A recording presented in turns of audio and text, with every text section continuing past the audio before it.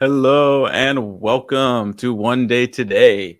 We are already on episode 40. It's really exciting. This all started in the midst of COVID, and it's been a beautiful experience for me because there's a million reasons it's been beautiful for me, but one is just there's no shortage of amazing people in the world, and if you look for them and if you just like shout like, "Hey, beautiful people, share yourself," they all just fall out of the sky, and today is no exception. I'm just like elated with the possibility in the world and more encouraged every day. Every time we have an episode of this, I'm just like so encouraged just knowing that there are people focused on the beauty, focused on the joy, the wonder, the experience of something bigger than themselves. And I just imagine and see and all these people that I've been meeting and that have been coming to the stage, just being in the world and being who they are. And I just see this and just the seeds of possibility they each plant just to make this world better for all of us. And it's just something beautiful to experience and recognize. And I'm just humbled that this is still going on and that we have so many amazing people who are in our corner right now. I'm going to say hello to Matthew, our co-host. How's it going, brother? How are you today? Doing all right, man. It's funny you say that. I was out for a walk the other day, and I passed this woman and just smiled and said hi and kept walking. And about 30 seconds later, I hear, "Sir, can I share something with you really quick?" And I turn around, and she's running back after me. And we had this nice little chat. She asked me, do you know about Jesus? I'm like, yeah, he's a cool dude. Whatever. And uh, what came out of it though was like this recognition of that kingdom, that beautiful world, that heaven, like whatever you want to call it. She mentioned this phrase like bringing his kingdom here, bringing God's kingdom here, and there was just like this recognition in that moment of it's already here if you choose to see it, and it's been here if you're choosing to see it, and it all like what I've realized over the past few weeks and months is that it all kind of depends on what I choose to look at and what I choose to focus my attention on. If I choose to focus on pain and suffering, then that's what I tend to see in this world. And if I choose to focus on the beauty, then that's what I see. And the more I choose to focus on the beauty, the less of the suffering I see.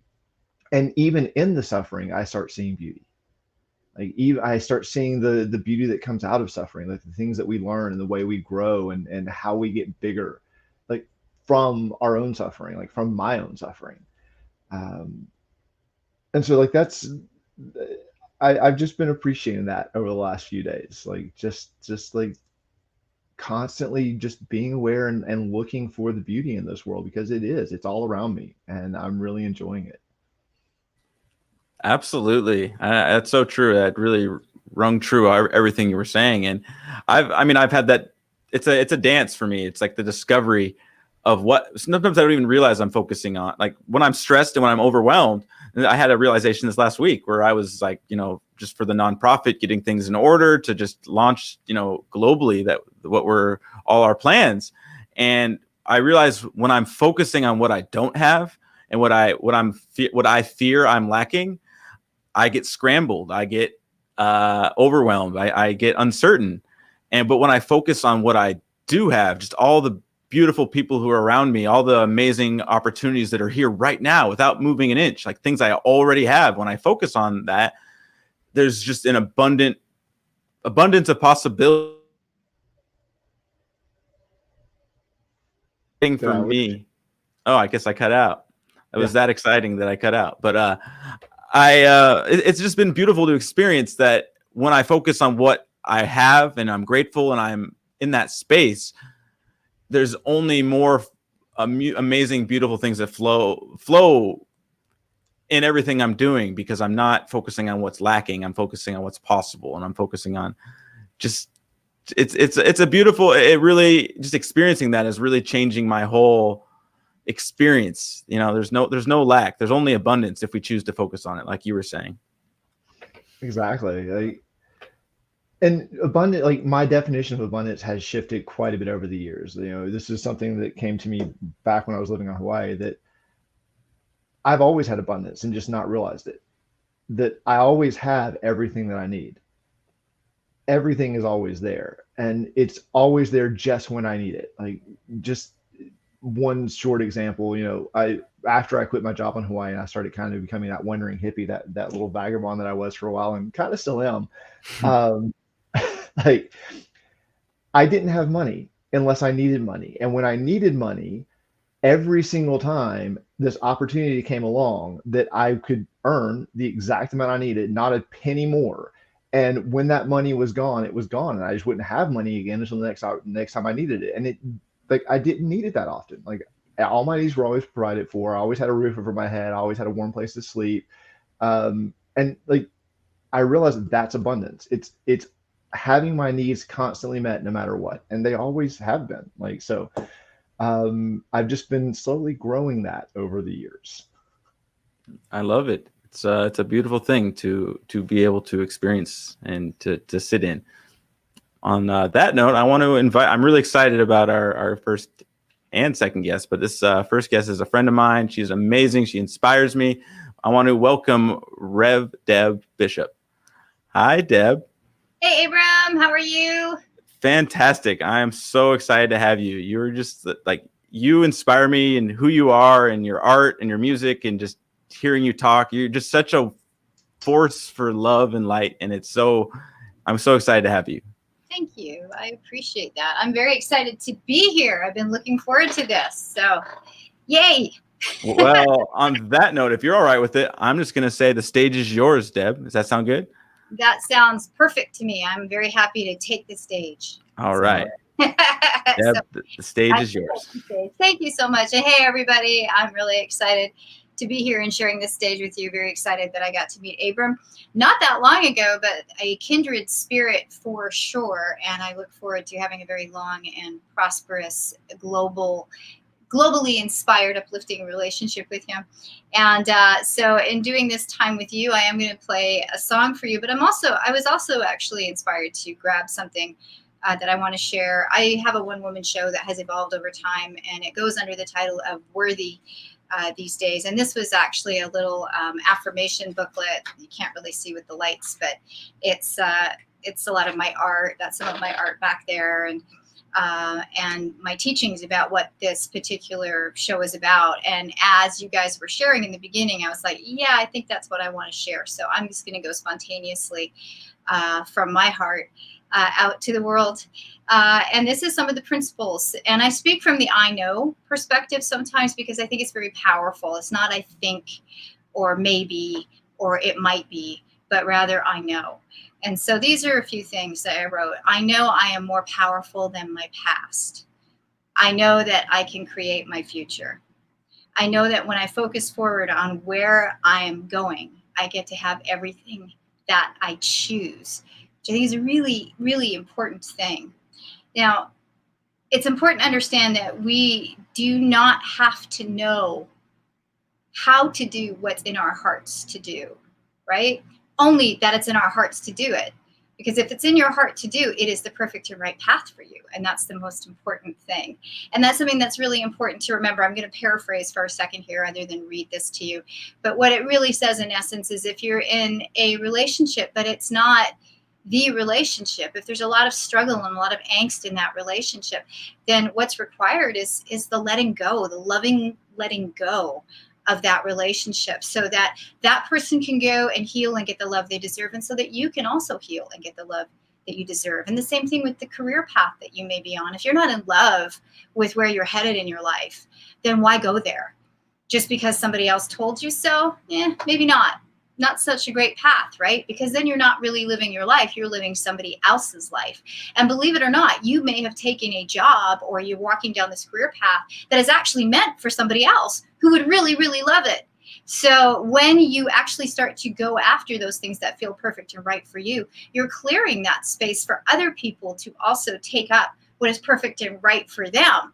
So that's kind of a cool perspective, and the reality of really walking your path of truth, that is the path of prosperity, right? And that means that you get the keys to the kingdom. You have access to absolutely everything. The only limitation that we really have are the limits that we believe in because they've been given to us. They're like a legacy that's been passed down to us, not because anybody is intentionally trying to limit us. For the most part, that's not true.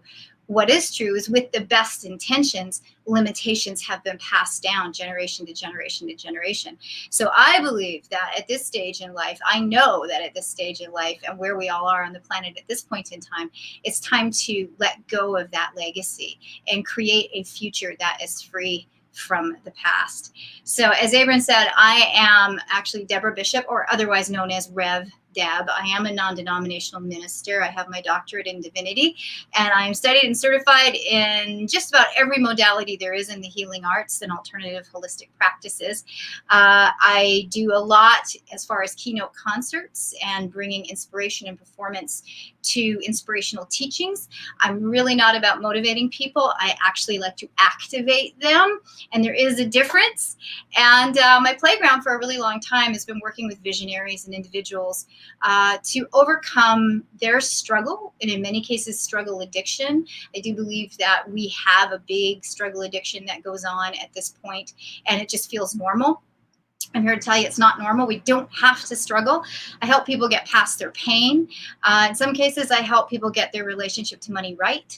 And the biggest reason I do any of this is so that they can see their biggest vision realized in the world. Because my biggest vision for the world is to see peace in my lifetime. I believe it's entirely, in fact, I know it's entirely possible to see peace on this planet in my lifetime. However, the caveat to that is it'll only happen when enough people have peace in their hearts. That's when it will happen. So my work and my music and my teachings have been for many years now about that, bringing that to the world in a slightly different way. I think media, entertainment, shows like what we're doing right now are the fastest path to transformation and truly deserve to be used as the most incredible tool they are. So I really acknowledge you guys for doing this, and for one day just because this is live and in the world, and it's creating a ripple effect right now, and it's very exciting to be a part of that. So this song I'm going to play you, I really sat down and I thought, well, what do I want to share? I have quite a repertoire at this point. I'm actually just about to release a new album, which I'm very excited about. And this particular song, however, is a song I've used many times to kind of introduce myself. I've talked with a wide variety of groups. I've talked with people in rehab, in court-appointed rehab in South Central Los Angeles. I have talked to workers that work in safe houses and rehabilitation centers, the actual workers themselves, because they really do give so much and drain themselves of a lot of things, and they've got to replenish and renourish because they're the ones holding the candle saying, hey, here's the light, follow it. But I've also talked to the United States military. I've talked to Fortune 100, 500 companies and things of that nature. And so sometimes when I step out on stage and nobody really knows who I am or the path I've walked, and I know that this is also about kind of what you've had to overcome and go through to kind of find yourself here. This song for me is that story. So it's actually called I'm Still Here, and I'm going to play it for you right now.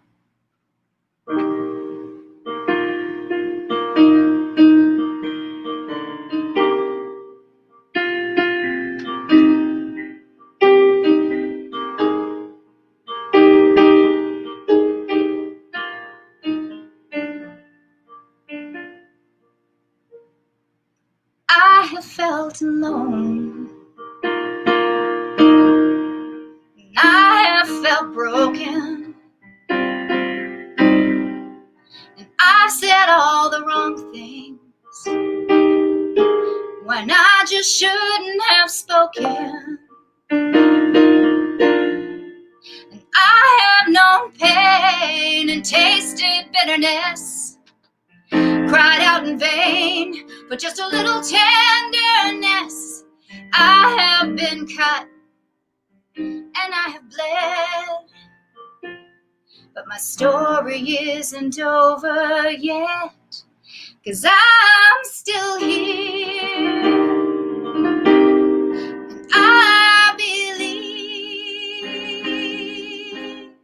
every moment we are blessed. Oh, you ain't seen the best of me yet. Oh, I breathe out and I breathe in and start all over again. Oh yeah, I've made my mistakes, but I've got what it takes. Oh, I'm still here. I have felt afraid, and I have felt abandoned. All the tangled whips that held me. Oh, everyone I've had a hand in. And I have known cold, and I've wandered lost. Oh, I've told lies and paid the cost. It has been so dark, I could not see. But that isn't all there is to me, 'cause I'm still here. And I believe, oh, every moment we are blessed. Oh, you ain't seen the best of me yet. Oh, I breathe out and I breathe in and start all over again. Oh yeah, I've made my mistakes, but I've got what it takes. Oh, I'm still here. And every time I feel I just can't make it through, oh, I fall down on my knees and give it all up to you. 'Cause I'm still here. And I believe every moment we are blessed. Oh, you ain't seen the best of me yet. Oh, I breathe out and I breathe in and start all over again. Oh yeah, I've made my mistakes, but I've got what it takes. Oh, I'm still here. Oh yes, I've made my mistakes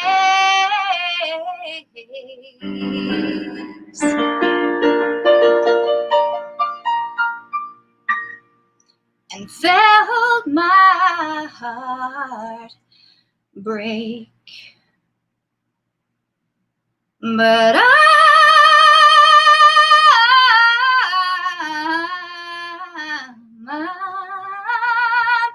I'm still here.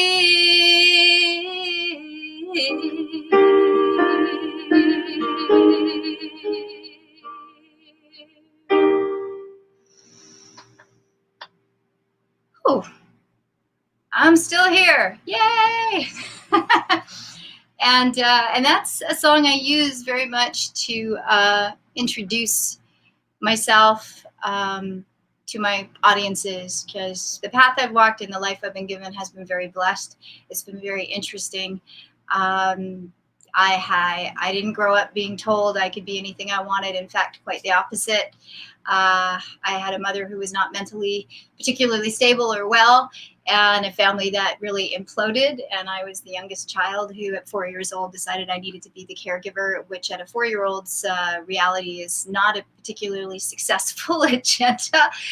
And that's where it all sort of started. And there were other things that have happened. And, you know, I have dealt with some interesting things, including being very seriously ill. And also going through a very violent crime. And, you know, those are just chapters in the story that have created me. My path has always been a very spiritual one. And I turn to that a lot. And I realized that no matter what, my work, my vocation, what I do has something I've naturally evolved into, because I've always been here to serve. I was born with a vision in my heart and in my mind. I didn't know how I would get there, but I've always seen it. And every time I've been true to that path, amazing things have happened. And everything else that has happened along the way, all that bad stuff, all of it, like I said, the tangled webs that held me, every one I've had a hand in. It's true. I've played roles in all of it. I'm the one constant thing in my life. Now, that's not saying that I put my hand up and said, oh yeah, please, let's have something bad happen. No, that's really not what I'm saying. What I am saying, though, is that I can understand now why things happened the way they did, and why maybe I was vulnerable to something, because I had a belief system about myself that was not great or positive. I didn't feel worthy or deserving. In fact, I felt like I had to do a lot of other things to try to get the validation to be worthy and deserving. And from that space, it's amazing what can be allowed into your life, even when you walk a spiritual path, even when you've studied tons of personal development. Even as an artist, I give thanks every day to my art and that outlet. Because that was my sanity, that was my sanctuary, and to this day it still is. And now I get to use it and help others to have it be their sanctuary as well. But the one gift I would love to give you is this, that the minute that you begin to understand that you are the source of all things for yourself, that you connect to that higher self, and you can have that divine conversation, then you truly do connect to the divine, whatever you call it. Right? God, source, creation, whatever you call it, you connect to that, and suddenly all things are possible. Everything becomes possible. Peace on this planet becomes possible. I think that it's not so much that we are not incredible spiritual beings, it's that we're having to learn how to be incredible human beings. And so that's kind of become my mission and focus now, is helping others to become the best human being that they can become, so that they can meet that spiritual being and truly embrace at that level that is the creator, that then allows us to become the stewards of this planet, the stewards of ourselves, of one another, and then of this planet at large. So I hope that all tied together. I do my best, and I'm here to serve, and I hope to continue to connect with Abram and one day and everybody here, and bringing my gifts to the table too, and just saying, peace is possible, and it's possible today. One day is today, right? Thank you. Wow.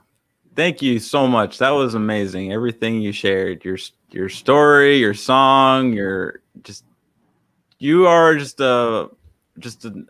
you are a source of light, and it's so inspiring. Just your energy, I feel so lit up just by hearing you share, and it was very powerful. So I'm just so honored to have you. So thank you, first of all. I can really relate to, everything you were saying, just as an artist, and we've spoken about this, just not feeling enough, needing the as a musician, particularly, we have to, there's a feeling or a pressure that we have to present ourselves as larger than ourselves, but in an egoic way. Like we have to present ourselves as grand to get people's attention. Like that's kind of the understanding. And for me, it became a toxic codependent cycle where I needed the affirmation of others to feel okay about myself or my art. And if they were coming to the shows or if they were listening to the music, then I was good. But if not, it's like something was missing or I wasn't enough. And it was like, without even realizing it, like that was this cycle, this dance that I jumped in. And I'd be curious to hear more about, like, where did you discover your true self, but where did you discover the power you had, and you let go of the fear of, what other needing affirmation? It's really been a lifelong journey, in all fairness. I like to say I was born aware, because that's kind of how I came, but it was a very weird place to be in, because I wasn't in a situation where anybody that I knew related to that had any. So what I knew, nobody affirmed for me. So eventually I just kind of wandered around like I was an alien, very displaced on this planet. And it was really lonely. And it was probably my late teens when I finally actually was introduced to somebody who saw the world the way that I did, and who understood, like, I don't know, I've always been, I didn't think it was weird, but when I was a kid, like, I would have adults come and sit with me and ask me a question, and I would answer their question. They'd thank me and they'd walk away. That was normal. I didn't know that that wasn't normal. So it was like, so the self-realization, though, it's been a full-on path. It was kind of those aha moments of realizing this has happened, this has happened, this has happened. It was like I was ill in my teenage years. I spent probably about 2.5 years in the hospital. I've had 11 surgeries. I had, like, just fun with all of that. And the only way I got better, I had this chronic infection that would not heal. And it only healed when I decided to actually stay here. When I'm like, you know what, I'm here. I think I need to stay. And when I made that decision, suddenly my body actually started to feel better. And I had these experiences where every time I kind of made a more conscious choice about who I was being, everything around me started to change. And so that's what brought me to that place of beginning to realize, well, wait a minute, if I actually say I love myself and I figure out what that means to me, then maybe I will be capable of receiving love and accepting love. And I'm not saying I didn't love before that. I love to the best of my ability, but to the best of our abilities, when it's limited, is not anywhere to the capacity we're capable of when those limits go away. So I don't have the one moment, but I have several of those moments when I realized, wow, if I change this, just this piece of myself, and I do whatever that work is, and it's been many dark nights of the soul. It truly has. There's been a lot of tears. There's been a lot of hiding. I've definitely done some hiding. I have managed to have a very successful life by keeping myself under the radar. That's something I'm now changing in a very public way. And that's all a form of hiding. And that's partially because of the fact that it's taken a long, long time for me to feel safe enough to say, hey, you know what? I don't have to make this work for everybody. That's the biggest thing. I do not have to make this work for everybody, but I will turn on every light. I will draw every arrow. I will leave detailed notes. I will send search parties just to make sure you're coming. I'll leave, you know what I mean? But I'm going to go. Because it's time. And I think we've all got to realize that. And I say that with love, with no judgment, just with complete and total love. And perhaps the biggest challenge, and I think, Abraham, you can relate to this, and Matthew, I don't know you that well yet, but perhaps you as well can relate to understanding how to really speak from that place when there really isn't any judgment, when there really isn't a thing of like, this is right and that's wrong. I just don't understand life that way at this stage. I don't think that things are right or wrong. I think that things are lighter and some are darker. However, I do think there's a reason that all these things exist, and it's finding that meaning and learning how to move past that I think is what is in front of us at this stage. Did that answer the question, or did I go on a tangent? Oh, beautiful. It was perfect. It was beautiful. There was one word that was just screaming at me through most of your share, and that was redemption. Mm-hmm. And it is such a powerful, evocative story, that story of redemption. And, I see it in a lot of different places. And the question is there, like, I'm just going to throw it out there and just let you have fun with it, and maybe follow up a bit on it after your answer. But what do you feel is so powerful about that story of redemption? Like, what about it makes it such a universal emotional catharsis thing? The story that I shared, the kind of highlights of the couple of things that I shared in the song. I think because the reality is, like, we're all born, we have such common ground. We're all born into a place where we're immediately put into the hands of others who, with all the best intentions, for the most part, there's exceptions to everything, but with all the best intentions, are attempting to do what they believe is the perfect right thing to bring us safely into life.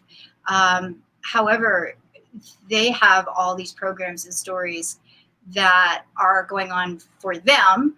And so they're immediately influencing us because we're little sponges absorbing everything, and so these limitations that I said with legacy, it becomes a legacy, and we don't necessarily ever get taught or talked to about the idea that things may happen. Like the implosion of my family happened around me. I witnessed all of it, and then ultimately, in the end, ended up having a very messed up experience about it, and things that I was told about myself, and how, I was never going to amount to anything or anything. My mother would be horrified if she knew I was sharing any of this. And it's nothing. I love my mother dearly. She was just in a bad place, That said, for that child, I think I'm not the only one on the planet by any means that has experienced growing up in a situation where there was nothing that we could do except we believed we were supposed to. I think that is a very universal experience, whatever that may look like. I've worked with literally hundreds and hundreds of people at this point, helping them to unlock that part of themselves so that it doesn't have to be what I call a foundational lie, or this primal survival impulse that keeps us from kind of doing certain things that we may really want to do. Because the whole idea that I had to be the caregiver and taking care of everybody became a way of surviving for me. Right. And so I didn't even know it. It was patterned into my nervous system, wired into my brain. And this was an autopilot situation. And I think that every human being I have ever worked with thus far has that on some level happening for them, because of something that happened in their world when they were very little, where they didn't feel safe for the very first time. And it doesn't have to be anything dark or maniacal. I had a client who had a teddy bear go missing. However, that so traumatized them in that moment, because that was their buddy, their friend. That's the teddy bear they came home from the hospital with, that they learned that don't get too attached, don't love, and don't trust, because it could just go away like that.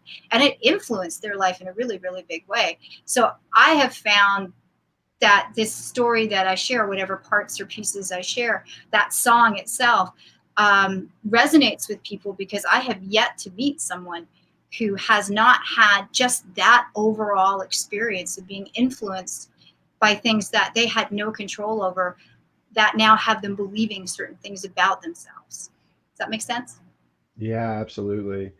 I would even go so far as to say that, like, it's the real redemption that we seem to be looking for. And I can only speak for myself in this, just kind of speculating about everything else based on what I've seen and heard from you and everyone else that I've met, is that redemption from our own false notions, like our own false beliefs, our own mind in a lot of ways, like being saved from that suffering that we create for ourselves out of our unknowingness. Right. And the truth is that we deserve to realize that that's really what's going on. Because for the most part, it hides out in little things like, oh, that's just the way life is. Why does this always happen? It always is like that. That's just who I am. Those are all the big neon arrows kind of pointing in the direction of going, what? Hang on. There's something to be seen here. Because nothing is ever always. It's just that's the truth. Nothing is ever always that way, other than change. Change is the one thing that we can absolutely 100% count upon. It's change. Right. Even doing nothing, things are going to change. Yeah. Yeah, no, that's beautifully said. And it's like, and that's something that I've, in my own journey, in my own experiences, when I let my fears and what wasn't working be my compass, all the things that were bothering me was actually something to focus on. And that, on one sense it's scary or it's uncomfortable, but in the other sense I've never, what I experience in every place I dig that I tell myself not to, is where I forget to experience the most joy and let go of the most suffering. And it's just kind of, it's ironic, but it's kind of transcending the suffering and the story and being able to see it. And that's what I see is what art does, is we can see, we can separate ourselves from our suffering. We can put it on the palette. We can put it in the song and see it and look at it and like spin it around. Like, this is what it looks like. But it's like in that moment, it's like, we recognize that it's not us. And then like when we can see it and not be it just, that's where the power is for others to experience that. Hey, I have that pain and maybe I can stand through it instead of in it. Right. And I think it's so powerful, everything you're saying. I want to bring in our second guest, and we're going to circle back with you, Deb. Okay. But thank you so much again. I'm so honored to have you, and it's just such a beautiful share, and everything you've spoken on. It's resonates and touches my heart. So thank you so much for who you're being. Thank you, Deb. We'll see you in a bit. Yes. All right. Hello, everybody, and thank you for joining us. Thank you again, Deb. I want to take this moment really quick to just invite you and to encourage you to join us on this stage. This is a space, for you to share the gift that you are. We all have a unique gift. We all have a unique genius.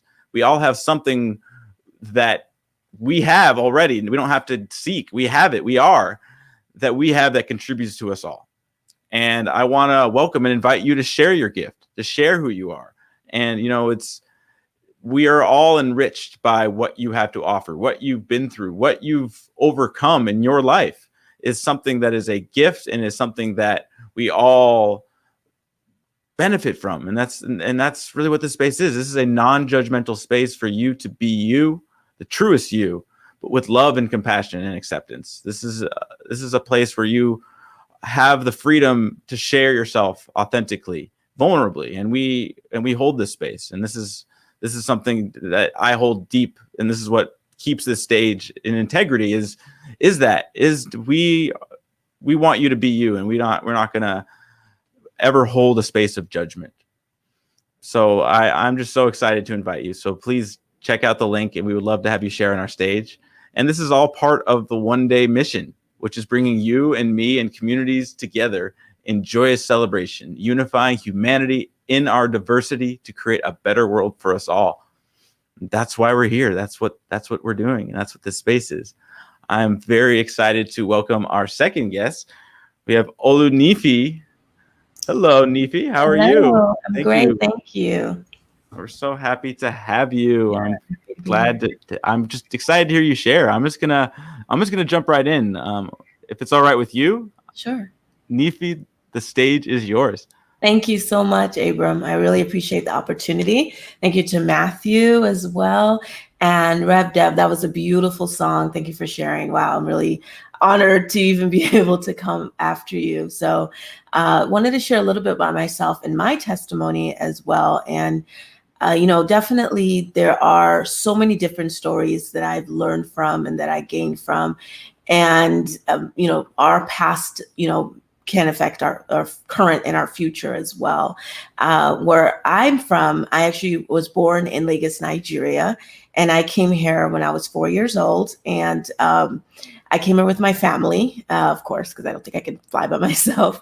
And they came actually because of some missionary work that was happening in Nigeria at the time through a minister that lived in Phoenix, Arizona. And so we moved to Phoenix, and we started to attend a church there. And I remember years later, I would be like, why did we move to Phoenix? Like, I would have rather lived in New York, or what the heck? And I've always had that in my mind. So as I grew up and we started visiting and traveling the world, after college, I went to my undergraduate at ASU, Arizona State, which I currently live still right by. I'm in Tempe, Arizona now. I had visited New York a little bit, and it was still a heart's desire of mine. And I was like, I'm going. So packed my bags and I moved to New York. And I remember telling my parents, and my mom especially was like, how can you be moving to Babylon? And because it's, had just went through 9/11 and there were so many different things going on. I'm like, Mom, I just feel this is where I'm supposed to be. This is my purpose, And honestly, at the time when I was thinking of my purpose, I kind of prayed and said, God, are you coming with me? That was my prayer. And so when I went to New York, I stayed there for about 5 years. I was actually in the finance industry, worked for a hedge fund, private equity, as a manager of client relations, and, had a beautiful office on the 33rd floor, and, was just doing great, but I always felt there was something more that I wanted to do. And as I just kept on praying and seeking what was my purpose, I was like, yeah, finance is great. I'm making good money, but is that where I'm really supposed to be? And God thankfully did keep me through the 5 years that I was there. And, as I started praying, started getting connected to a home church, I actually started getting more direction of my life. And so for me, the way I was able to find my purpose was definitely connecting back to God. And as for me, one of the things I mentioned on my presentation, I'll share with you, the only thing I wrote was, faith plus purpose. How does that work together? And I have had the opportunity to be a mentor at my current church for younger people and so forth. And people always ask, like, how do I know what I'm supposed to be? Or, where am I going? What is my purpose? And I can only share from my perspective and my story, which was I had to definitely get on my knees and pray about it and ask God. So at the time when I was in New York, I prayed about it, and the vision was really clear what he showed me as far as what my next steps were, which was to going into a completely different field, which although I dabbled in it, I was doing freelance makeup artist and as well as doing some like photography work and artistic work. I saw, a full cosmetics brand that I was going to launch. And literally, I wanted to quit my job the next day. I'm like, oh, that's what I'm supposed to do. Talked to my parents about it. And I was like, don't be worried about my financial situation. I'm perfectly fine. Will you fast with me for 7 days? And, they did with me. And they're believers. My dad's actually a pastor at the local church that I attend here now. In New York, I had a different pastor. And so, but I gave them speculations, and I was like, if you want to believe with me, I'm quitting this job. And whoever's not for me, I didn't want to hear all that. So I quit my job after the prayer and fasting, and then went on this journey. Because what I realized after the fact is that God may show you your destination, your purpose, but not every single path or every single step that it's going to take to get there. And so definitely have been through the valley and so many different hurdles and ups and downs. I actually had to move back from New York because I was having some financial issues. I mean, the rents were getting paid when you had a good job, but then when you quit and you're trying to go to school, I went back to become an esthetician, went to makeup school, and you're just trying to freelance it. And most of the stuff we were doing were test shoots. So you're not getting paid for the photo shoots. You're just getting pictures for your portfolio, and you have to pay for your own parking in Manhattan. It gets a lot. So I was telling my parents, I'm like, this is getting a lot. And my dad was like, you know what? Your brook has dried up. It is time to come home. So they dragged me back with my legs kicking, like, I don't want to leave New York. This is my purpose and my passion. But I came home. And the benefit of that, though, was that my purpose was still getting built. I was connecting with people locally. And because of that experience, because I was, had been a makeup artist at like New York Fashion Week and, had been a published makeup artist, I was able to jump in and become, the director of makeup at Scottsdale Fashion, and become a beauty style leader at Phoenix Fashion Week, and just get all these different connections. So I was like, okay, I'm kind of doing what I'm supposed to do, open up my own studio. Then, I prayed about it again. I was like, I really feel like media is a part of my life as well. So God helped me and directed me to go back to school to get my master's in multimedia communications, move to LA, and on an internship with a roommate who was making a lot of money and I wasn't.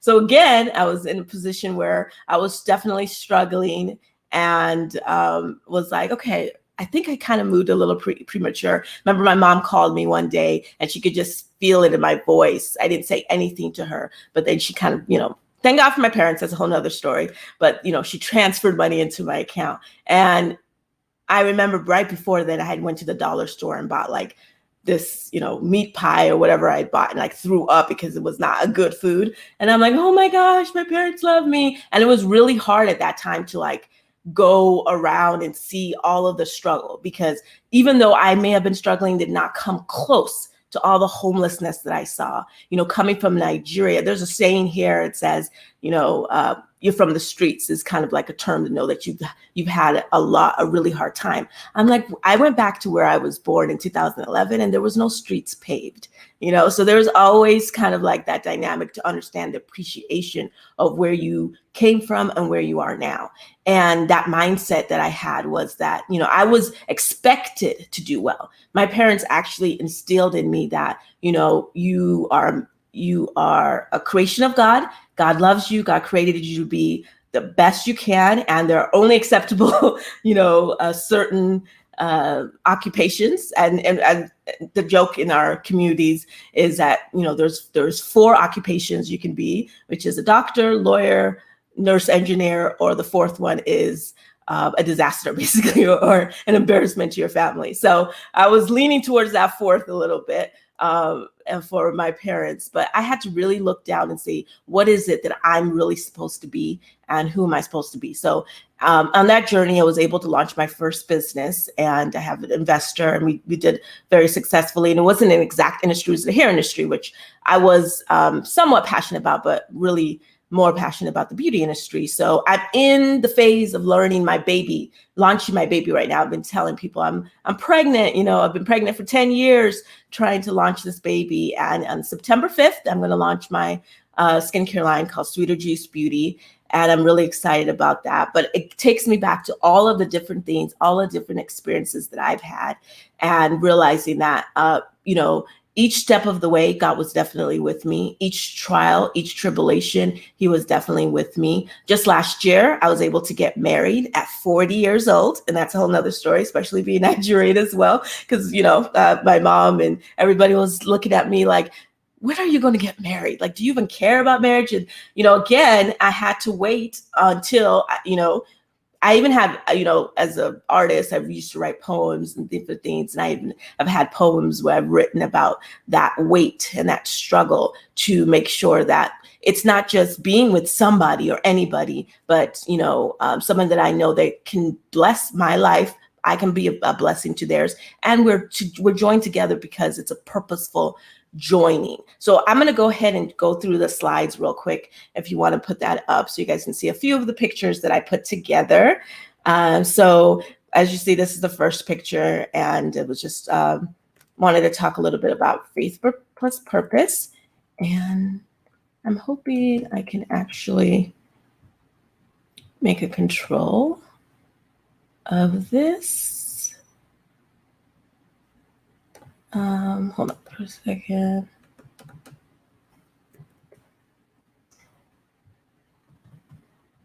Okay, let me see.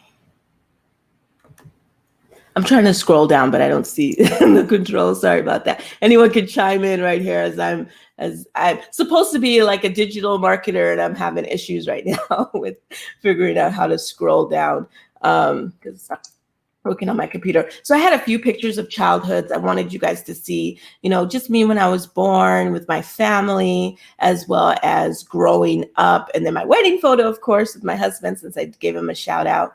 And then the launch that I'm going through. So, one of the things that's really important to me, like I mentioned, is really seeking out what your purpose is and knowing how to do that. And for me, it definitely came through prayer, and it came through understanding who God called me to be and who he made me to be. And there's been so many testimonies in my life that there is no way I would have been able to get through this without him. And one of the interesting things he's done is he's definitely given me the perspective when it comes to showing me things in advance of what would happen through prayer or through dreams, good and bad. I've had, for some reason, he tells me a lot about different people's relationships and my personal relationships, like friendships. I definitely had a dream about my husband before I proposed that he was going to.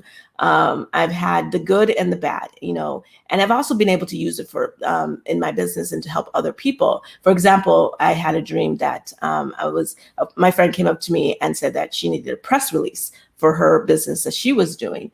what happened the next day at church, she came up and said, I need a press release. And I said, I know. So I was able to write a press release for her and able to get her national recognition for what she was launching.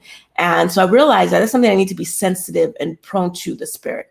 And one thing that when you do walk in faith, there's certain examples and things like that that happen that it's hard for anyone to come around and take that away from you, because everybody's going to have their own experience. And I think that's really important. And when people see your life as a living example and that you can actually speak to their life, then you get a chance to be like, oh, okay, maybe there is something about this that you're talking about.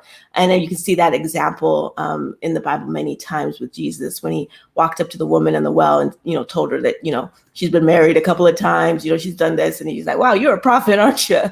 And we all know, I feel like when you look at the practices that we have in the world right now, a lot of it, lines up with what scripture talks about, like given it shall be given unto you. Life and death are in the power of the tongue. So I see a lot of the things that are said now, which is wonderful.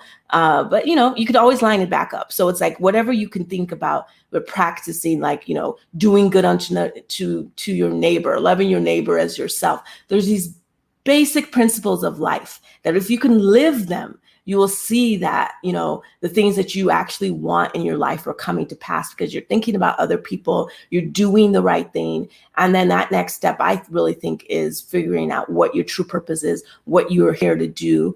And, for me, it was definitely knowing who I am in Christ, serving him, and then, just letting everything pan out. And so I'm really grateful for that. I'm really grateful for the opportunity. And I will try one more time. Let me go back to the slide if I have a few more minutes and see. And I think I can let me see if it'll, okay. It'll go in. I see the play button, but it's not doing anything. Hope you guys can edit. And if you can't, I can help you. Let me see.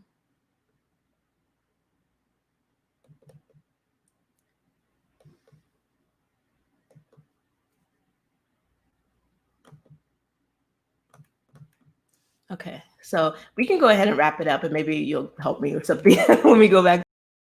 Just a few more minutes left. So I thank you guys so much and I really appreciate the opportunity. And like I said, this has been an awesome experience to share with you guys. Thank you so much. Thank you.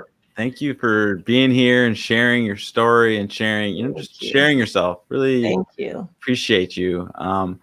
I'm curious. So at what point did you discover your own power? I mean, you explained a lot of this in your story, but like, was there a turning point where you saw yourself as who you truly are, as God sees you, as like when did you experience that for yourself? Yeah, and that's a really good question because although I grew up with, parents that were believers and always telling me go to church, I thought it was really boring, as I grew up and, I didn't want to go. It wasn't until I actually moved to New York. And once again, the reason I brought that up was I was like, God, you coming with me? Which probably wasn't the way I should have prayed. I should have been like, God, should I go? But what happened was while I was there was when I truly got my own relationship and figured out who I was supposed to be. So it was really that point in time when I lived in New York, the understanding who I was supposed to be, my purpose, and then really getting a close relationship with God, which has helped me through so much of my life now. So definitely I would credit that. Yeah. It's funny you mentioned the boredom of church. Like I can't help but laugh. Like I had a similar experience growing up, and it wasn't just boredom; it was frustration. Like I got pretty upset with the church in general, and I didn't start coming back to religion. I still don't consider myself religious. But I do appreciate the deeper truths that seem to be hidden in there. I didn't start coming back to it until I was living and traveling with a woman for a couple of years who is very prominent in the Sufi community. And so, I was with her with Ramadan, and we would always do the salat 5 times a day. And praying with her was a completely different experience. Like every single time, it was like this absolute reset. Like whatever stress was there, whatever pain, whatever annoyance, whatever frustration, it just melted away. It just faded away. And I walked away from the prayer feeling refreshed and connected and whole and powerful. And I just thought that was just the way it was. Like until we went to oh, I can't think of the name of the feast that's at the end. We actually went to a mosque at the end and we prayed there, and there was nothing. There was just it was nothing. It was just deadness. And like I left the prayer even more sad and frustrated than it was in the beginning. And I asked her about it, and she said, "Yeah, they weren't holding the space." And I went, "Oh." And what I realized was like the ones who are really connected, it doesn't matter what religion they're in, like the ones that are really connected that hold that space for others, that's the power to me. Like that, and by power I mean like the reminder of what we really are. And you know, finding that for yourself in the church, like I love hearing that story. Like I love that it is still there, because I don't see many churches that have that anymore. It's still there. And I think that it's actually probably going to grow a little bit more, because I think people are understanding that, like you said, like you have to have that personal connection, that personal relationship. And too much of the time, unfortunately, the church has failed with the people in the church, you know, the experiences. I hear your story, I've heard many, many times. And, you know, it's sad, you know, that a place that is supposed to come and be a place of love and a place of open and place of comfort has been a place people have felt none of that shame and, you know, been disregarded and hated upon, you know, all that stuff. But I feel like there is going to be a tide moving where people will see that first, hopefully, that everybody in church needs help, you know, like we're all in like the hospital, like we are not God, you know, we're all human.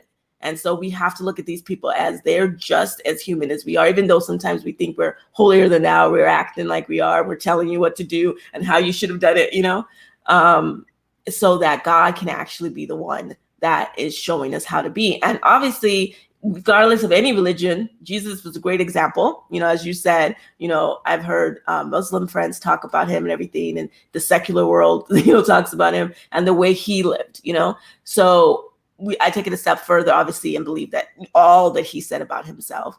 And I do believe that in this day and age, it's really important that we understand who we're supposed to be in that light and in that realm, so that we can actually be that to other people as well. And I see a little bit of movement here. So it's going to, you know, praying for us, Matthew, but it's going to work. It's going to get better. And even what we're doing now with everybody being involved and caring about other people, you know, and really try to be in this fight, you know, I feel that it's going to get better. So yeah, I feel that too. And like, I just like to share one little thing really quick. Yeah. Like, there's one thing that Jesus says in the Bible that I never really hear anyone talk about. And that is, and one day you too shall do these things and even greater, like even greater works you shall do. And I just feel like you're being that invitation to be that greater work. And I just want to thank you for that. Like that's, I feel like that's what's coming back around. Is we're learning to be that. And then hold those greater works and be those miracles for ourselves. That's amazing. Matthew, you better preach, okay? I'm like, you have just given a word right there. Matthew, you have something in you. You do. And I absolutely 100% agree. Only by the grace of God to be able to even take that position that God has given me and, you know, do whatever I can to do what he wants to do in my life. But I know that there's a bigger and greater reason and purpose for it. You know, I didn't talk a lot about the empowerment things I want to do here in America, you know, as well as back home in Nigeria. You know, so there's so many things that we have to get to where we're supposed to be, because there's people waiting for us. You know, and that's the thing. Yeah. Hopefully, when Beautiful. you come back next time, you can share more about that. Yeah, Seriously. absolutely. Mm-hmm. I want to bring Rev Deb back into this. This feels relevant to include her in this. Oops, there you are. Hello, welcome back. So, invite you to unmute there. There you are. So, just on what was being talked about, what we were just saying about Christ. Everything, like you were saying, Nephi, is like it's even the secular world refers to Christ as a model and as a and it always intrigues me, and like we forget Christ wasn't even Christian. He was like, what we knew as Christianity, but we know as Christianity is nothing that was happening. Like even Saint Paul and the apostles, there was no Christianity. Like they were, as far as Saint Paul knew, he was fulfilling the Jewish faith. And Right. I just think it's very fascinating as humans, and like as humans, like underline as humans, myself included, we all have a tendency to, I know the truth. I know what these words meant 2,000 years ago better than you. Like I know definitively, like I'm a little closer to God than you. He told me specifically what I understand this to mean is like, it's the right way. And it's like, so like, I'm just curious, just extending what the conversation we were just talking about. Like, cause I was never raised with a spiritual practice other than ethnically. My father's Jewish. I was never like made to go to temple. I wasn't made to have a bar mitzvah, but I was always had friends who were in Catholic school who ironically were very much not for organized religion. I was always like an outsider looking in. It's like, this is interesting. Like I never was like for or against any of it. I just never understood it because I didn't grow up in that world. And I'm just curious, like, to hear your thoughts. And just in this world, in this never more ever connected world, there's never been more access to different perspectives and different, obviously ideologies, but also just people's experience of source, of God, of truth, of whatever words you use. But I'm just curious, so like where are we now, and where do you see us going with this globalized world and COVID and how we're all interconnected now? And that's to either of you. And to Deb, if you want to say something what Nephi said, or Nephi, if you want to speak to what Deb said. Go ahead, Deb. Yeah. Sure. Well, I think that there's many possibilities in front of us. I know the one that I would choose to support. I think with this level of reach, there is also a lot of responsibility and accountability that comes along with that. And it really begs us to enter into a different type of conversation than maybe the ones that have been going around, because a lot of conversations that circulate continue to try to say that, well, we've got it figured out, we know the way, and you got to come over here and do it the way that we do it, because this is the right way, and that's something different. And there is still a lot of that happening, because a lot of fundamentalism is still very, trying to hang on to its own identity for very distinctive reasons. Not right, wrong, good, or bad, just is what it is. And I think there's a radicalization that happens inside of that too. And I think anytime there's a radicalization, regardless of what faith it is, we run the risk of something getting out of hand, because it's no longer about faith. It's no longer about God or goddess or source or creation or Allah or Buddha. It becomes about an agenda that is a very different thing than what I believe. I'm from the Western world. I'm very comfortable with God. God and I have a good relationship. So, other than what God intended. I also do happen to believe, though, that every faith and philosophy that I've ever studied, as long as the golden rule is in there and it's with harm to none, I happen to think it's all the same conversation. We just sometimes use different words. And I think that that's the conversation that needs to be nurtured at this stage, is the inclusiveness. I think creativity is a way to bring in the inclusiveness. I've had a ministry that I've put out into the world a few times called Spiritual Light Theater, and it's all about connecting people through creativity, because you can be anywhere in the world and play a middle C on the piano, and nobody's going to blow your head off and go, "That's not a middle C." Yeah, that's a middle C. It's an agreement. We already have it. So I think right now, with all of this connection, comes a level of accountability and a level of responsibility to find common ground to find a peaceful place where we can have a higher level conversation, which is past that point of, well, because I call it this, you have to call it this, or we have a problem. It's like, no, you can call it that and I can call it this. And now let's talk about the basic principles, which are love, which are forgiveness, which are acceptance, which are, at its root are peacefulness. And most faiths and philosophies, and there's always exceptions, but most of them really do at their heart have love and acceptance and care and nurturing and stewardship in their teachings. And that's the conversation we need to be having, I believe, is that of the stewardship of one another and the cultivation of acceptance and realizing, as long as we are learning how to love one another, then let's learn that language. And if at the end of the day you want to pray to whomever, and I want to pray to whomever, or you want to chant, or I want to sing, or, whatever it may be, that's perfectly okay. I'd love to learn, show me what you do. I'll show you what I do. And, that's what I hope we can come to. And that's the greatest possibility. The other possibilities are out there. I think we're all too aware of what those possibilities could be.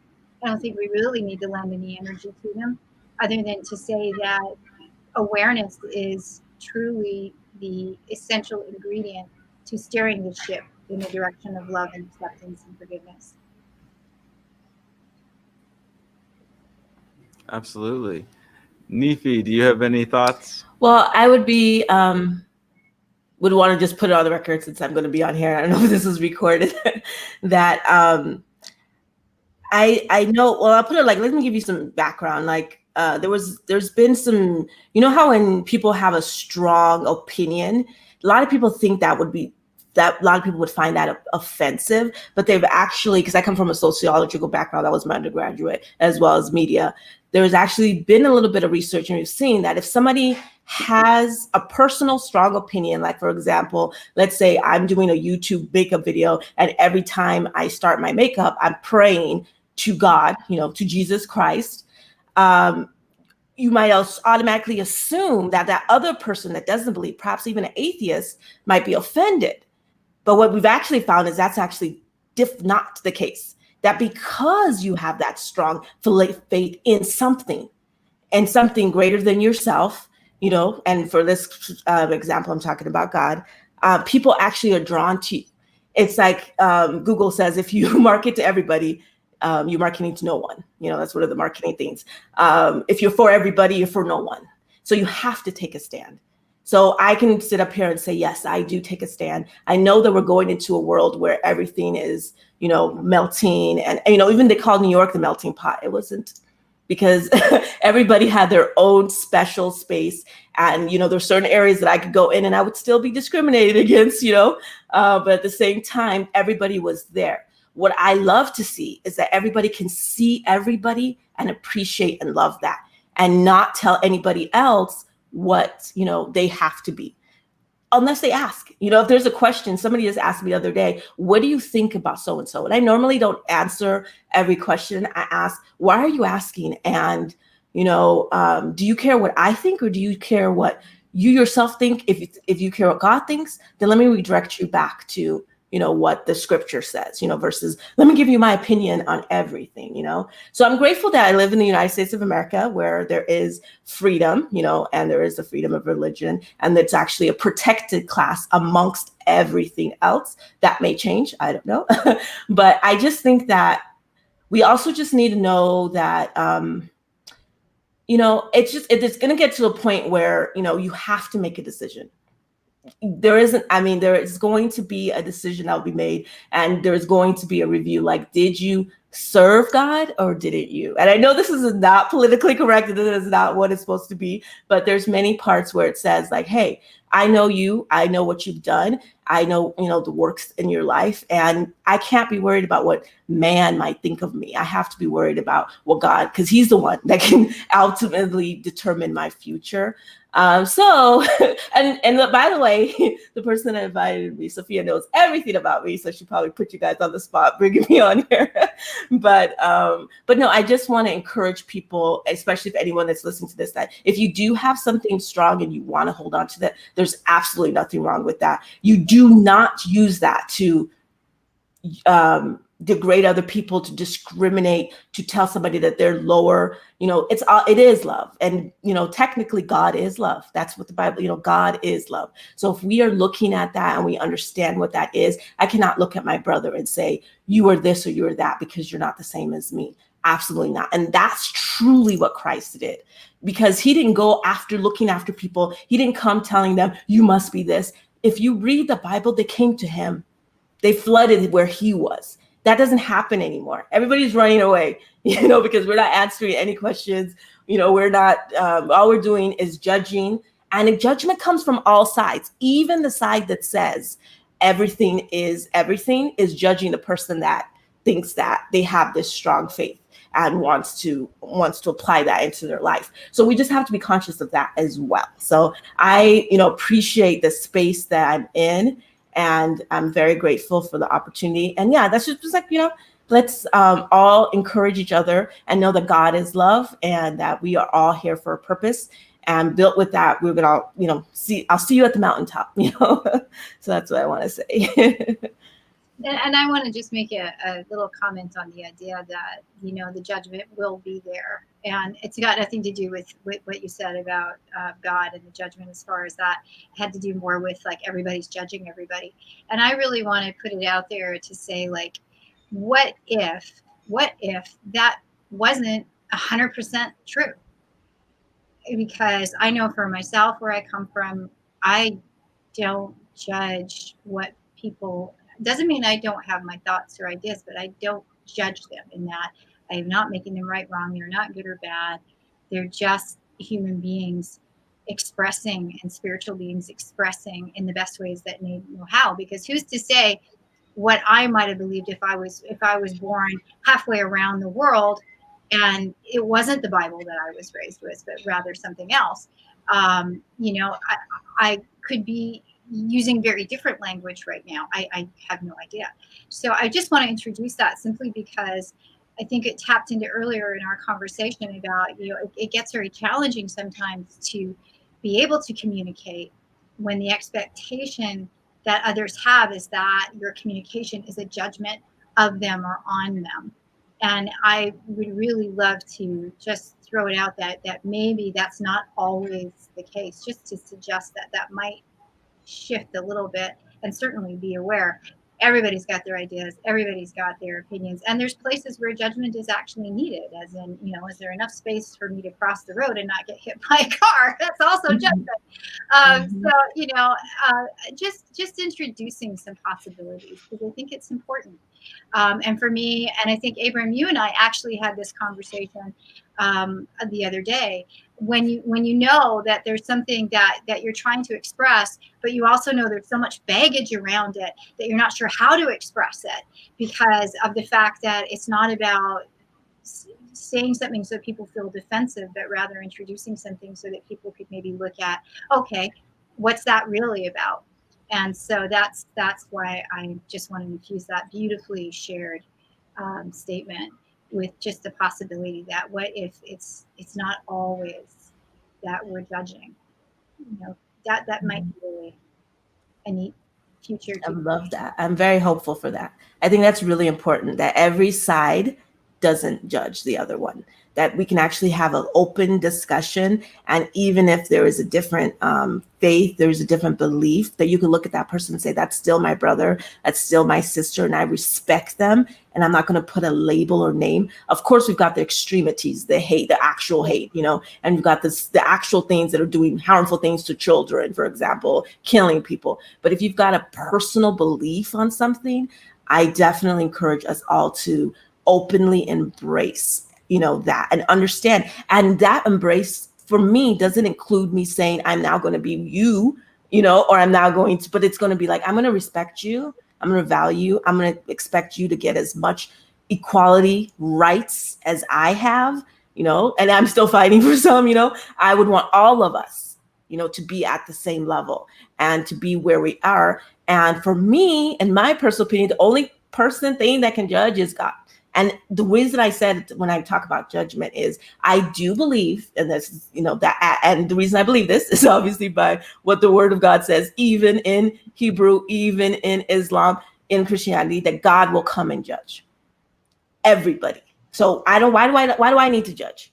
Why do I need to judge? I need to live my life and I need to be there. But I think there's a lot of work to be done on that. Honestly, even everything I just said, there is a lot of work to be done because there is a lot of that still going on. And I hope that we can get to a space where we can all look at each other. We wouldn't be in some of the stuff that we are in right now, because even when we talk about lives mattering, one person's judging the other based on what they've said and how they've said it. Well, I think it's just all over the place with the judgment that we have right now. On both sides. Not that I like that word, but Can I jump in for a second? The planet matters. All the animals matter. I mean, guys, let's just be real. All life matters, because if one topples, then it creates a wave that is truly, not a fabulous thing. So. And if you don't realize why that somebody's saying Black Lives Matters because they haven't mattered, then saying that kind of erases the fact. That's the thing, is like understanding why that comment is even being said in this moment in time, is that it needs to matter. We need to all come up and get to that point. We want to get to that statement where it's true that all life matters, but there's a lot of work to be done to do that, So just like I wouldn't want somebody going to a breast cancer awareness rally and saying, all cancer matters. There's a work to be done for every situation that we're in.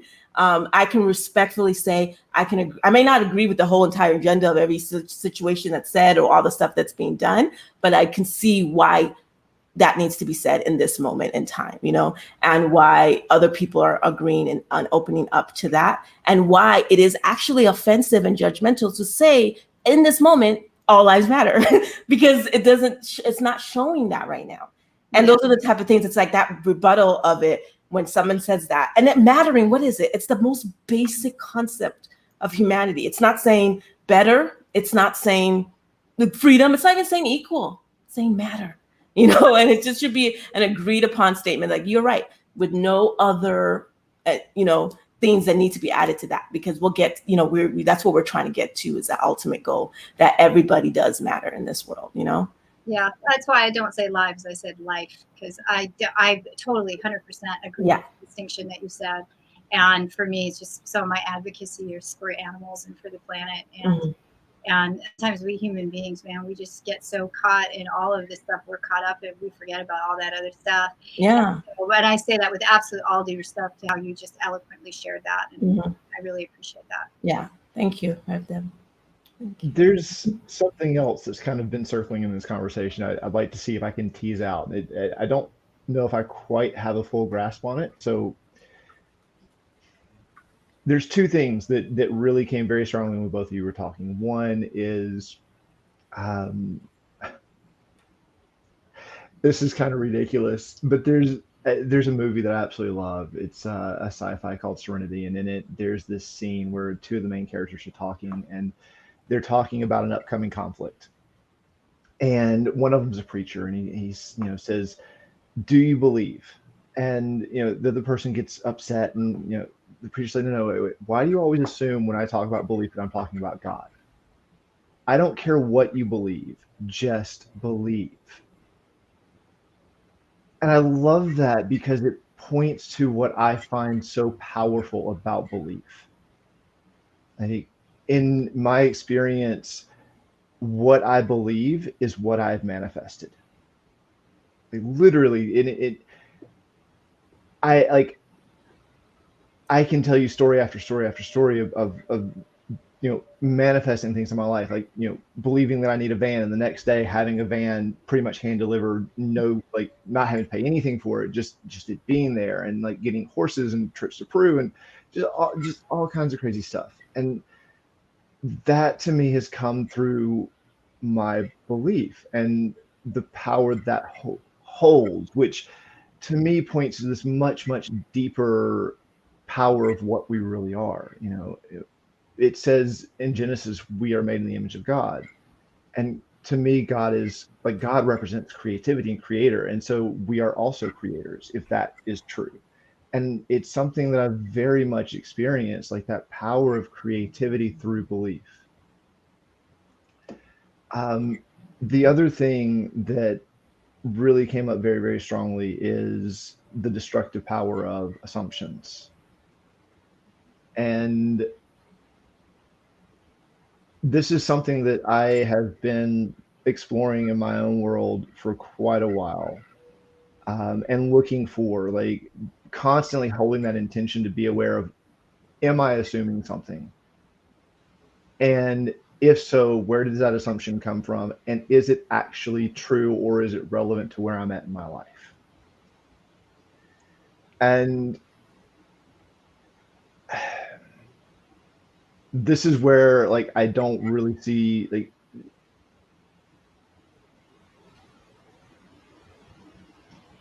forgive me, I sometimes it takes a little while for the words to bubble up. um, you know, the other thing that is present right now is the intention that I hold when I speak, which is to not speak from a place of the mind or beliefs or assumptions, but to let that thing that's bigger than me speak through me and let those words come up. And the assumptions that I feel like are present in both of your conversations are something that I would invite you to look for. Like the assumption that there's a responsibility that we have, the assumption that that there's accountability that is necessary, that anything is actually needed. Like, are those really true statements? I don't know. Like, when especially around things that are needed, like for me, I don't even need to keep breathing. You know, I have the power to end this life, to end this body whenever I want. And that brings up the power of choice. Like, every breath I take is a choice. I'm choosing to be here every single moment. So what actually is needed? Is anything needed? And when we see those assumptions and we recognize the power of belief, or when I see these assumptions, I'm not going to speak for everyone else here. Like, I apologize for that, because it's not about we, it's about what I'm seeing in all this. When I see my assumptions and let go of them, and I recognize the power of intent and imagination and belief and creativity, and I trust in that deeper creative knowingness that seems to exist within me and possibly within all of us. I like That's when my life becomes joyful and easy and free of conflict, because there doesn't need to be any conflict for me. And I honestly don't know where all that is going. That was just everything that was present when you guys were talking. So feel free to jump in and play with that. Well, the idea of you brought up responsibility and accountability and the assumption that those things are necessary, from the highest level of consciousness, like really tapping into that. You're right, nothing is necessary. We can leave these bodies at any point in time that we want to. And one of the things that I share with a lot of my clients when they're kind of in a place of, oh, I have to do this and I have to do that, I'm like, you do not have to do anything. Like, what are you talking about? You don't have to, right? You just got to decide what what are the choices that you have in front of you.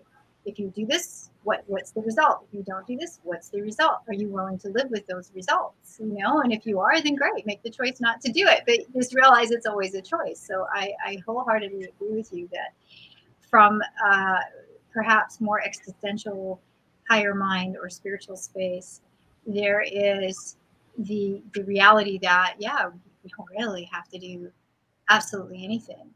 And then there is these wonderful things that we live in called human being bodies, and this place where we live, and the fact that the more we can align this, the simpler and more effortless it becomes. I do believe that effortless is absolutely the way to do things. I find effortlessness being the place of greatest manifestation.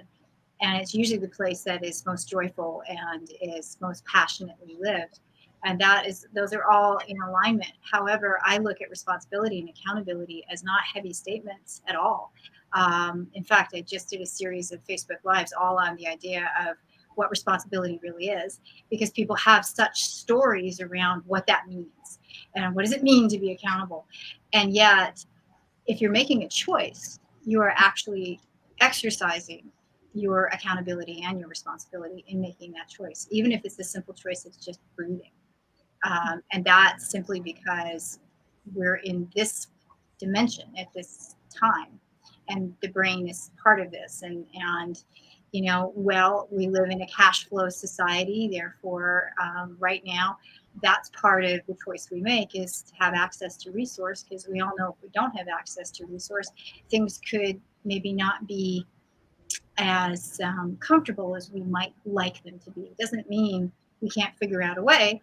It just means if you truly want to be at cause, at some point, having access to resource allows for that to happen. However that happens is how that happens, and however you choose to get yourself there. At some point, there is movement. At some point, there is decision. So along with that comes responsibility and accountability.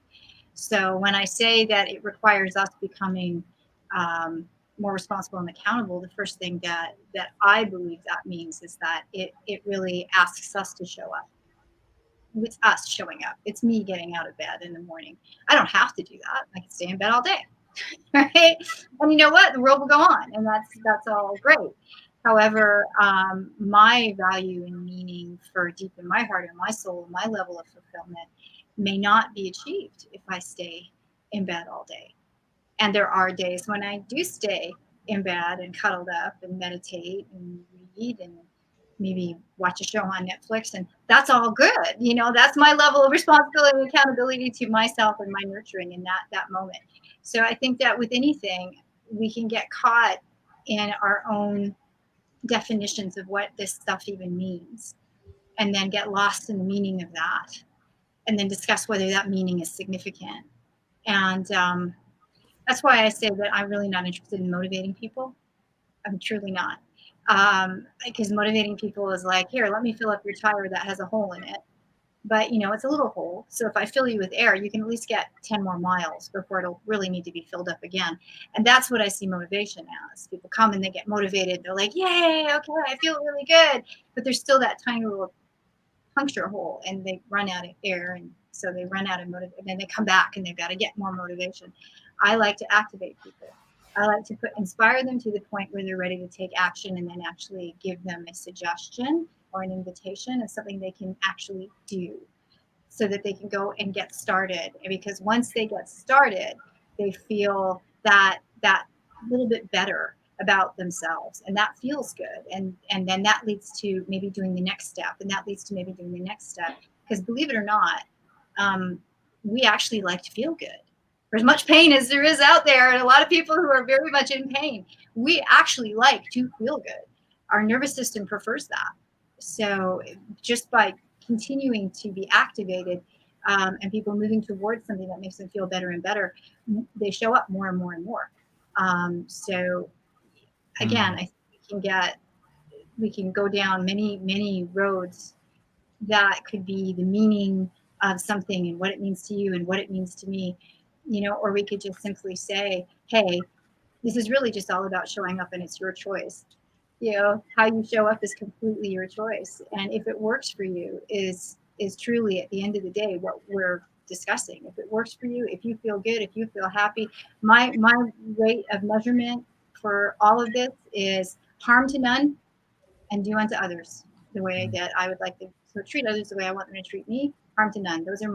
That's it. Those are my absolutes. Anything goes through those lenses for me, and that's it. If it doesn't fit inside that, if there's somebody out there that's intentionally harming somebody, I will always remember, there by the grace of God go I. It's one of the most profound statements that is always in the back of my mind, that even when somebody, I've looked in the face, I can honestly say I've looked directly into the face of evil. I understand what it looks like. And there, by the grace of God, go I. And so, it doesn't mean that I'm going to welcome that in my world. And if it is in my world, I'm going to take steps to perhaps make sure that that is taken care of so that I remain in my own symmetry and at peace. However, for the most part, when I say there by the grace of God goes I, it also means that I will not condemn somebody because they have, for some other reason, over there somewhere in the darkness.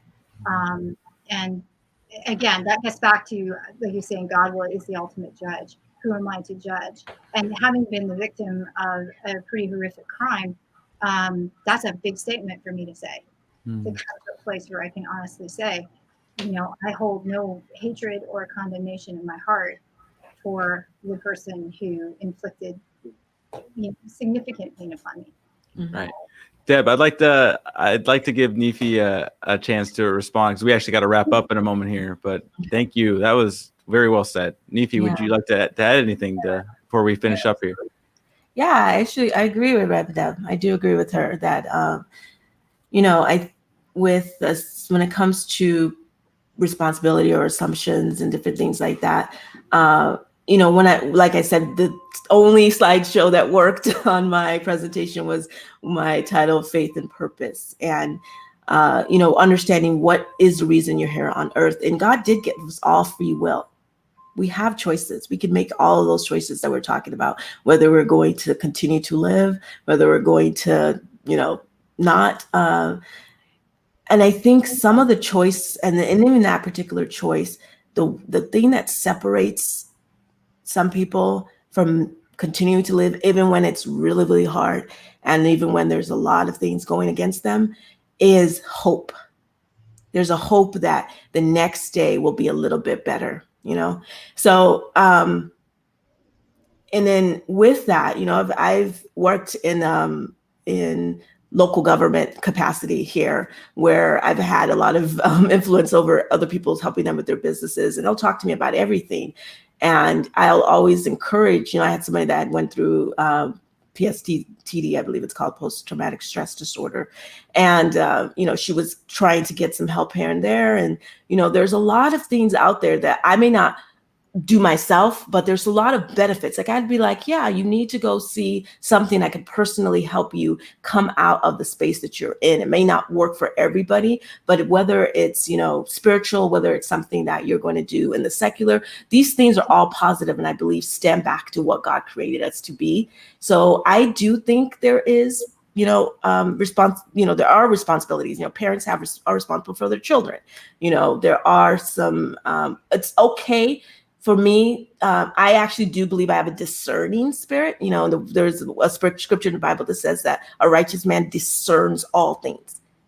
Actually, it says that a righteous man judges all things, but he's judged by no one. So that's a deep statement that a lot of people could eat up. But what I understand that to be is that when I'm walking on purpose, God shows me and is out for me, and I can see clearly. Just like I've said, I've had clear dreams of friends that were supposedly my friends. And what they did in the dream was exactly what would happen in real life. And, I'm not giving myself credit for that. I'm giving God the credit for that, for showing me, because that's what I was tapping into. So I just believe that, sometimes some of these words may be really heavy and maybe taken out of context, but if we just go with and realize this is where we're at right now, and we understand that, for me and for many people like me and other people looking, we are looking to make a difference, make an impact, and that is good. There's okay when you think outside of yourself to say, God brought me here, and I'm here for a purpose because I'm going to do something bigger. And it's not just going to impact myself, but it's going to impact other people. That's good. And that's okay. And, to be not saying that I'm responsible, or I'm going to, if I don't do it, I'm going to fail, or anything like that. I even remember Oprah was saying, somebody asked her in an interview, like, what if your show doesn't make it? Her answer was amazing. I can't remember exactly what she said, but I think she was very confident. Oh, so it'll make it. Because she knew what she was here for, what her purpose was greater than just, trying to have a show. Right. And so and just like Matthew was talking about, when he believes something is going to happen good for him, it does. I honestly see, a spirit in Matthew that there's a reason, be something behind that you may not have tapped into yet, but one day, you might. And the same thing happens to me, as when I'm believing for something and I'm praying for it, next thing I know, it does happen. And so it just really depends on who we are giving the credit, who we are saying happen to, whether we're saying it's ourselves, we've manifested ourselves, or we're giving credit to God for giving him the glory for doing that. And it's all, like everybody has said, comes down to a choice. And hopefully we all make those choices that better our lives and better others around us. So that's what I want to say. Yeah. Thank you both for sharing that, especially because like that last little bit, that to me is what continually drives me deeper into what my purpose actually is.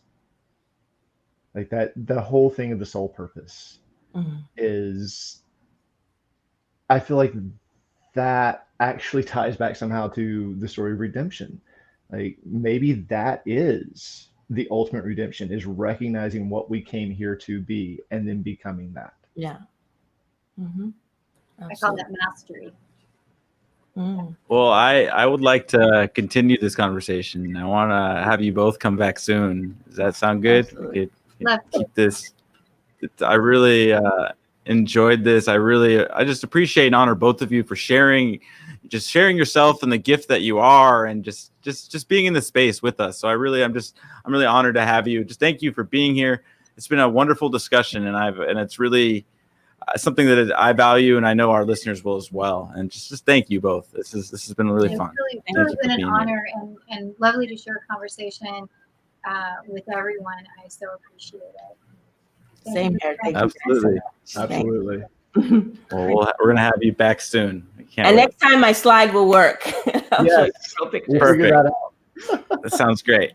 Okay, well, thank you both. Thank you, Rev Deb. Thank you, Nifi. And this has been another amazing conversation. Thank you all for joining us. I just want to again invite you to share your gift on this stage. We invite you. This is an open invitation to be part of this movement. Share your story, share your testimony, share the gift that you are. You can go to our website, which actually, full disclosure, it's going to be relaunched. We're going to update it the next weekend, but you can still go to it. There's still stuff to do there. But I really encourage you to join us and just join hands with us and join hearts with us. This movement is about you and me together, lifting the world up in a better way, in a better space, in a new conversation. And that's what the one day vision is. That's what this space is for, is humanity rising in a connected world with each person's unique contributions being valued and magnified through a higher level of collaboration, producing unprecedented new realms of possibility. That's why we're here. And thank you all for joining us today. We'll be back with 2 more amazing guests on Tuesday. I love you all. Be safe, be well, and we will see you next week. Take care, everybody. I love you.